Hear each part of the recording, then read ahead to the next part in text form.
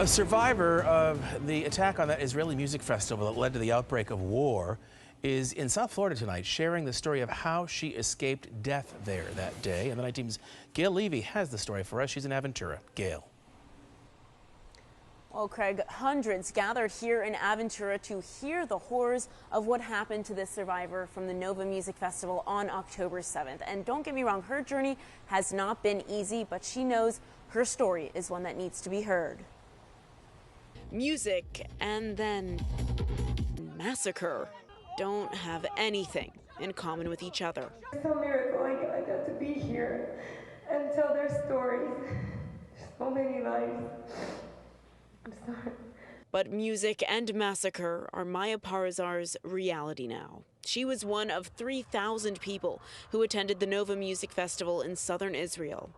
It's been 24 days and it feels like just a nightmare. That nightmare began around 6:30 a.m. October 7th. I just remember looking up there in the sky and seeing what it felt like, thousands of rockets and missiles. That was her first sign to pack up and leave. She got in the car with her boyfriend and friends. They started heading north, passing kibbutzes along the way, with fear in their hearts and the intuition that something was very, very wrong. We see all these cars abandoned on the sides of the road and not really understanding what this is all about. They didn't know the horror they had just escaped, only to see it had followed them to the peaceful kibbutz communities in southern Israel.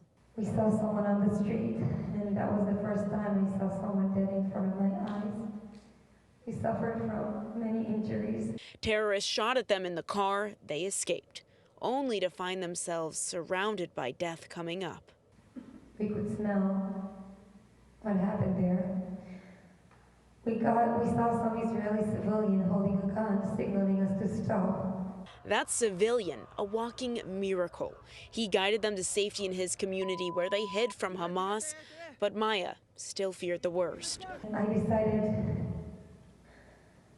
to call my parents and say my goodbye. 24 hours later, she left and headed north again to reunite with her family. But more than 260 other people at the festival didn't get that luxury.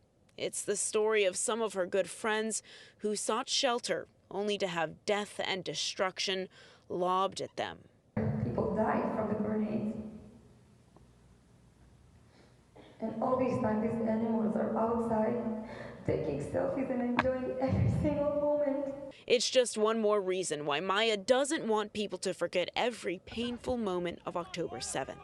Her story is the reason why hundreds of people gathered at the Aventura Turnberry Jewish Center to make sure the world once again never forgets. And we need to tell the truth. We need to spread the word of what happened to our brothers and sisters. This synagogue was built by Holocaust survivors, so we know what it takes to be able to tell your story, and we are here to tell Maya that we're here for them and with them. October 7th cannot be forgotten. No one can say but to killing hundreds and hundreds of innocent people. Maya is in the States for another week where she will continue to share her story across college campuses, and then she'll fly home to Israel to be with her friends and now fiance. In Aventura, Gail Levy, 7 News Night Team.